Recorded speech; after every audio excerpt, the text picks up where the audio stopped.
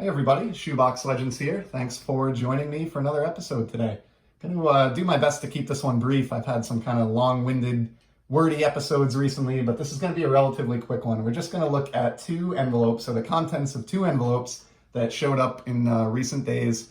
And I believe, looking at these, I'm just tearing into them now, but I believe these are both Sportlots deliveries. So I've really been liking that site more and more as a place to find new cardboard for my collection.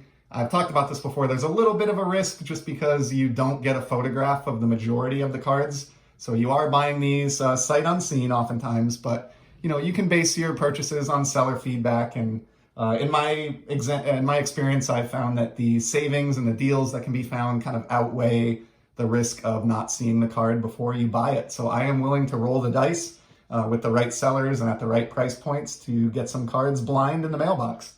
And so, yeah, it looks like both of these are indeed Sport Lot deliveries. One has 2 cards in it, and the other is a 3-card order. So just 5 cards we're going to be looking at today. So up first, this is the 2-card order from the same seller, and I only paid $1.30 in postage for both of these combined, which is another nice thing about Sport Lots. First up, we have the 2016 Topps Chrome Sapphire Garrett Cole. So, doctoring the ball or not, this guy has been a pretty good stud at the front of the rotation for a couple of teams now. And I've spoken about this, of course, before on the channel, but I'm definitely finding that as the years tick on, these early Sapphire releases are getting really difficult to track down. And so he's a good enough player that I definitely wanted to get his first ever Sapphire card. This 2016 release was allegedly limited to just 250 sets. So there are only 250 of these Garrett Coles out there, and grabbed one of them here. I am just a total sucker for Sapphire or Atomic. These really are just Atomic refractors at the end of the day with some blue tint to them, but love these cards, and I think I got a real bargain on this card for $2.50. A guy that's been, one of the better pitchers in baseball in recent years, so I thought that was a solid pickup.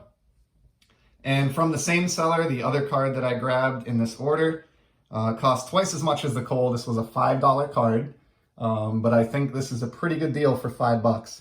So this is the 2011 Topps Cognac Diamond Anniversary Parallel. These are some of my favorite parallels of the previous decade, period. Absolutely love these things, whether it's in the standard, like silver-looking diamond, or this kind of cognac parallel. They're very similar other than that color being a little bit different.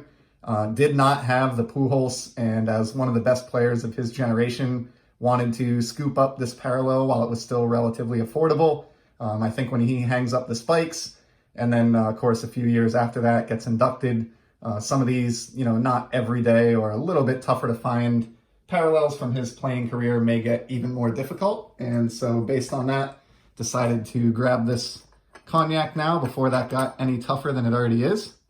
Whoops. I'm fumbling around with that here. All right, perfect. We'll get some nice light on Albert. So yeah, that was it. Just a 2-card order from that person. So for $7.50 and another $1 and change postage, I think that's a pretty nice order. All said and done, came in at well under $10, shipped to my door. And those are 2 keepers that I will absolutely enjoy in my shiny Baseball Z folio. The other package is a 3-card package, and it also features kind of chrome type cards. I guess I've just been in that sort of a mood lately. This one is really neat. This is a Henry David Thoreau chrome card, which is just awesome. My wife is an English teacher for both middle school and high school, and in her high school teaching, she's done quite a bit of Thoreau and taught his book Walden, which obviously is his best known work. And I just thought it was awesome that as an author, he has a Topps Chrome card. It's just too cool. Real strong beard game here for Mr. Thoreau. Like, he's right up there with, Brent Burns on the hockey side, or maybe Brian Wilson from baseball back in the day, maybe 10 years ago or so. But just really awesome. These are from like an American Heritage release that came out a few years ago. They're actually a little bit tough to find. I was surprised. They're numbered out of 1776. There are refractor versions as well, I believe, but this is just a base chrome. So much like in the Heritage Baseball, the base chrome are numbered a little bit higher, and then the refractors are a little more scarce. But I just couldn't resist this. And it's an example of making sure that you do your homework before you buy a card, because these American Heritage Chrome cards on ComC are actually pretty expensive, and on eBay there really aren't many of them. But on Sportlots, I was able to grab this card for 50 cents. So there is no way that I was going to leave behind this card and that kind of cool factor for just 2 quarters, especially since I was picking up a couple of cards from this seller anyway that we're going to see in a second here. And then for the last 2, they're a little less obscure. I promise we're going back to the world of baseball. Recently, I've seen a lot of the channels that I admire on YouTube, like Those Back Pages and Peeps, talking about Ichiro cards. And I've kind of had a little bit of envy just because, for whatever reason, you just can't collect everybody. And even though I respect the guy and I thought he was an amazing player, I'm a little bit weak when it comes to Ichiro in my collection. And so I didn't get any like huge monster rookies or anything like that, but I did grab 2 here. And here's his Heritage Chrome card from 2010. So this is on the 2010 Heritage Chrome, which pays homage to the 1961 top set, of course. And like this one for a couple of reasons. First and foremost, the price was right at $3 even. And secondly, I think this pose here is, an iconic pose for Ichiro. I mentioned that in a recent video that I did on the 2008 Upper Deck set, where his card in that release had a very similar photo to this. This is exactly what I think of when I think of Ichiro in the batter's box getting ready to face the pitch.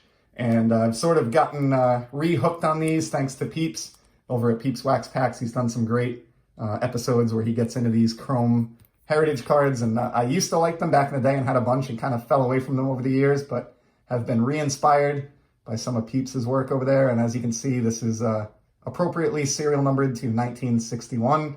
Nowadays, these Chrome cards are numbered to 999 every year, but back when this set came out, they used to number them to the year of the design that was used on the card. So pretty cool Ichiro there for just a couple bucks. Would love to further flush out my collection and get some more of his Heritage Chrome stuff between now and when he gets enshrined here, but cool card there. And on that note, I have one other one that I grabbed. Sorry about the glare, that is just brutal. See if we can tilt that a little bit.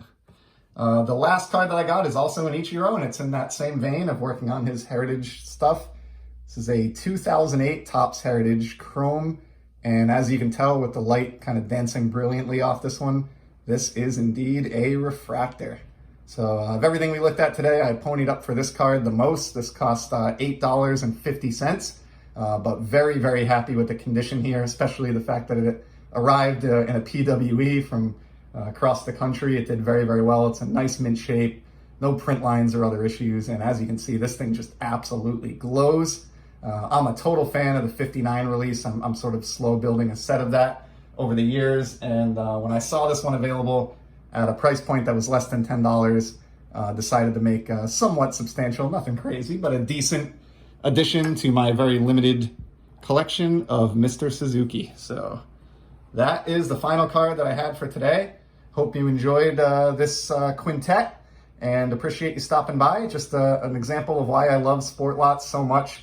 Everything that we see here, shipped to my door for right around $20 total. So 5 pretty solid cards there that I stand by, and looking forward to some more pickups from that site. So I'll be back soon with some more sports card content as always. And in the meantime, hope everybody's enjoying collecting and staying safe and enjoying the summer. And until next time, take care.